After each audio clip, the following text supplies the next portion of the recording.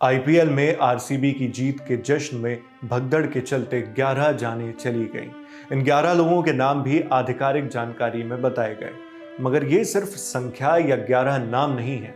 इन 11 नामों के पीछे 11 कहानियां भी हैं, जिन कहानियों का अंत दर्दनाक है। इन्हीं 11 लोगों में थी 24 साल की सहाना और 13 साल की दिव्यांशी। सहाना एक सॉफ्टवेयर इंजीनियर थी, जबकि दिव्यांशी अभी सिर्फ 9वीं क्लास में पढ़ती थी। दोनों की मौत ने घर वालों को झकझोर कर रख दिया। उनकी कहानी क्या थी, मौत के वक्त उनके साथ क्या हुआ और मौत के बाद उनके घर वालों ने क्या क्या परेशानियां झेली, सब कुछ भावुक करने वाला है। 4 जून को भगदड़ हुई तो मृतकों के शव हॉस्पिटल ले जाए गए, जहां उनकी पहचान की जाने लगी। कुछ लोगों को परिजन खुद भी अस्पताल लेकर पहुंचे। बोरिंग हॉस्पिटल में जिन शवों की आधिकारिक पहचान हुई, उनमें दिव्यांशी का भी शव था, एक 13-14 साल की स्कूल गर्ल जो बेंगलुरु के कन्नूरू से अपनी मां अश्विनी, यूएल, मौसी, छोटी बहन और परिवार के बाकी लोगों के साथ रॉयल चैलेंजर्स बेंगलुरु का सम्मान समारोह देखने गई थी। RCB felicitation. जब भगदड़ की स्थिति बनी तो दिव्यांशी खुद को बचा नहीं सकी, उसे हॉस्पिटल ले जाया गया।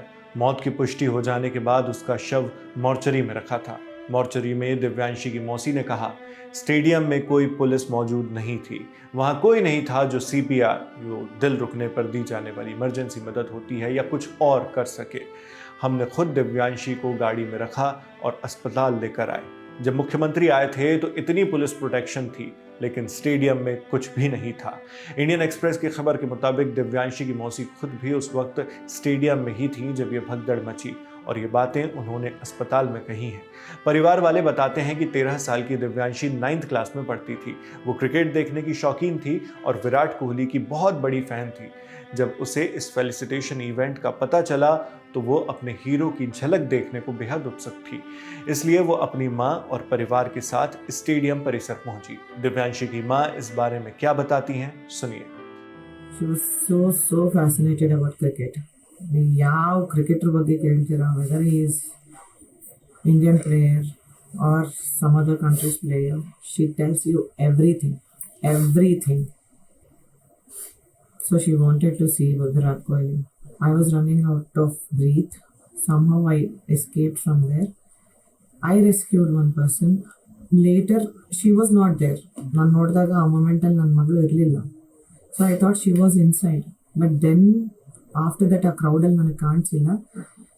ಬಟ್ ಅವಳು ಇರಲಿಲ್ಲ, ಕೆಳಗಡೆ ಲಿಟ್ರಲಿ ಇರಲಿಲ್ಲ ಅವಳು. But then later I saw her. So I can't blame anybody. If at all I have to blame the security people. I have to blame the traffic police who were right there. ಕ್ರೌಡ್ನ handle ಮಾಡೋದು ಗೊತ್ತಿಲ್ವಾ ಅವರಿಗೆ? Expected crowd ತಾನೆ, it was not unexpected. Expected crowd ತಾನೆ. Force ಇತ್ತಾ madam? Police force ಜಾಸ್ತಿ ಏನಿರಲಿಲ್ಲ, ಇತ್ತು, ಬಟ್ ಇಟ್ ವಾಸ್ ದೇರ್. ಜಾಸ್ತಿ ಅಂದರೆ I would not witness like 100 ಅಂತ ಇರಲಿಲ್ಲ. ಒಂದು 40 to 50 ಪೀಪಲ್ ಇದ್ರು, but nobody were trying to handle the crowd. No. Divyanshi की मां ने सिक्योरिटी पर्सनल और ट्रैफिक मैनेजमेंट के रुख पर गंभीर सवाल खड़े किए हैं। इसी तरह के कुछ गंभीर सवाल स्टैम्पीड में मारी गई सहाना के घर वालों के भी हैं। कुछ आरोप हैं जो प्रशासन पर लगाए जा रहे हैं। सहाना की उम्र इस वक्त करीब 24-25 साल की ही रही होगी। सहाना बॉश कंपनी, जो एक जर्मन कंपनी है, वहां बतौर सॉफ्टवेयर इंजीनियर काम करती थी। वो कर्नाटका के ही एक अन्य जिले कोलार की रहने वाली थी, जो बेंगलुरु से तकरीबन 90 किलोमीटर दूर है। 4 जून को हुए जश्न में वो अपने 4 दोस्तों के साथ स्टेडियम पहुंची, मगर घर लौटा उसका शव। परिजन को उसका शव घर लाने में भी बहुत दिक्कतों का सामना करना पड़ा। इंडिया टुडे की रिपोर्ट के मुताबिक परिवार का आरोप है कि घर 90 किलोमीटर दूर होने के चलते जब प्रशासन से सहाना की डेड बॉडी को घर ले जाने के लिए फ्रीजर की मांग की गई तो प्रशासन ने इतनी भी मदद नहीं की। बाद में बमुश्किल सहाना के माता पिता सुरेश बाबू और मंजुला किसी तरह उसका शव घर ला पाए। घर पर शव को देखकर सारे गांव में मातम छा गया था। लोग ये देख स्तब्ध थे कि गांव की बेटी जश्न मनाने गई थी और वापस इस तरह लौटी। उनके पड़ोसी ने इस बारे में क्या कहा, सुनिए। ಇದು ನಿಜವಾಗ್ಲೂ ಕೂಡ ದುರಂತ. ಇದು ನಮ್ಮ ಆತ್ಮೀಯ ಸ್ನೇಹಿತರು ಸುರೇಶ್ ಬಾಬು. ಯಾಕಂತಂದ್ರೆ ಅವಳ ಮಗು ಬೆಳೆದು ದೊಡ್ಡೊಳಾಗಿ ಈಗ ತಾನೆ ಅವ್ರು ಬಹಳ ಕಷ್ಟ ಬಿದ್ದು ವಿದ್ಯಾಭ್ಯಾಸ ಮಾಡಿ ಒಂದು ಒಳ್ಳೆ ಕಂಪ್ನಿಯಲ್ಲಿ ಉದ್ಯೋಗ ಗಿಟ್ಟಿಸಿ ಜಾಬ್ ಸೇರಿ ಜಸ್ಟ್ ರೀಸೆಂಟ್ ಆಗಿ ಜಾಬ್ ಸೇರಿ ಎಲ್ಲ ಕೆಲಸ ಮಾಡ್ತಾ ಇದ್ಲು. ಇಂಥ ಒಂದು ಸಣ್ಣ ಮಗುನ ಕಳ್ಕೊಂಡ್ರೆ ಆ ದುಃಖನ ಹೆಂಗೆ ಅವ್ರು ಬರ್ಸೋದು?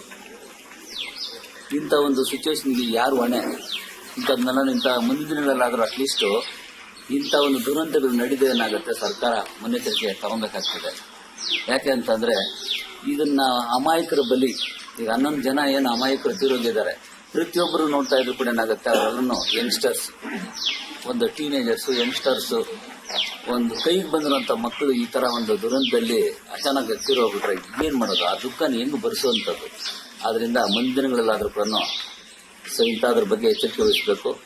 सहाना और दिव्यांशी के अलावा मृतकों की सूची में पूर्णा चंद्रा, प्रज्वल, चिन्मयी शेट्टी, शिवलिंग स्वामी, भूमिक, श्रवण, देवी, मनोज कुमार और अक्षता के नाम भी शामिल हैं। इनमें से 16 साल के शिवलिंग स्वामी ने अभी ही 10th क्लास पास की थी। 26 साल की सिविल इंजीनियर पूर्णा मैसूरू से बेंगलुरु आई थी, खासतौर पर इस जश्न में शरीक होने के लिए। महज 19 साल की Chinmayi Shetty engineering first year student थी और चिन्मयी यक्षगान और भरतनाट्यम में एक ट्रेंड डांसर भी थी। इन 11 मृतकों में कोई डांसर था, कोई नौकरी की तलाश कर रहा था और कोई अभी स्कूल में ही था।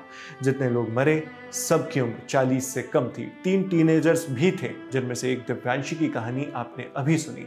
दिव्यांशी की मां बताती हैं कि वो बड़े होकर डॉक्टर या फिर पायलट बनना चाहती थी। इस हादसे में कई सपनों की भी मौत हुई है।